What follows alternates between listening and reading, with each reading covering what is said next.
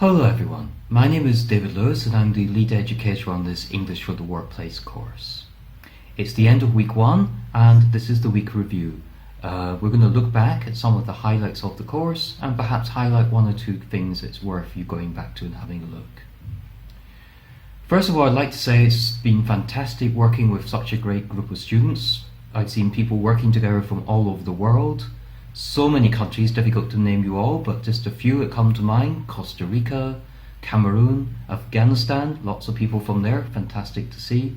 Bangladesh, Russia, Myanmar, and as I say, I could go on and on and on, but let's not spend the whole video naming countries. Now, we began the week looking at how we should do the course, and if you're still a bit confused, I suggest you look at Zaida Tarano's tips. She has fantastic ideas. She's done courses with Future Learn before. She says it's very important to have a regular schedule, probably a good idea. To get involved, definitely a good idea. Share your ideas, 100% fantastic idea. And of course, read people's comments and comment on them. All very important ideas, and if you haven't been doing that, please do. And if you have been doing that, and a lot of you have, please keep it up for the next 3 weeks. Now, we also had a Facebook Live this week. We had some technical issues. I blame Neil. He says it was someone else. I don't know. Who should I believe? Anyway, we had lots of great questions when we finally got started, and lots of questions about work, CVs, what language to use in interviews and other situations. If you haven't seen the video yet, go back to step 1.3 and have a look there. And don't forget, week 2 we'll have another one, so try and join them. Now, this week we've also looked at different topics, including a little bit of grammar with verb patterns. This can be difficult for you, I think, for many people, because there's no real rules. It's something that you tend to learn just by doing it. And one of the best ways of practicing, of course, was writing your own comments using the example phrases on the steps. If you're not quite sure how to use the verb forms still, I found 3 people with very good examples. For example, Hernan Velasco, he writes, I'd like to work in a company that allows personal and professional development. That sounds like a company I'd like to work for too. Very nice idea. Vijendra Singh Joda says, I don't want to be a boss, but a good leader. That's a nice idea, because I think you don't have to be a boss to lead people.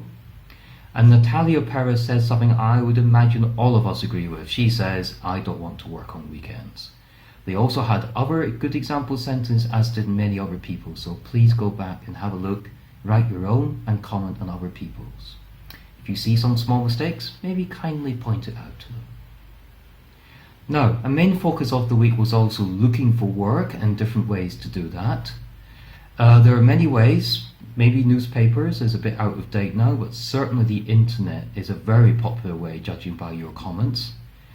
But I really love the advice of La Roque Veronique. She gave us 5 ideas of how to go about looking for work, starting with knowing what you want to do and thinking about your own strengths and weaknesses.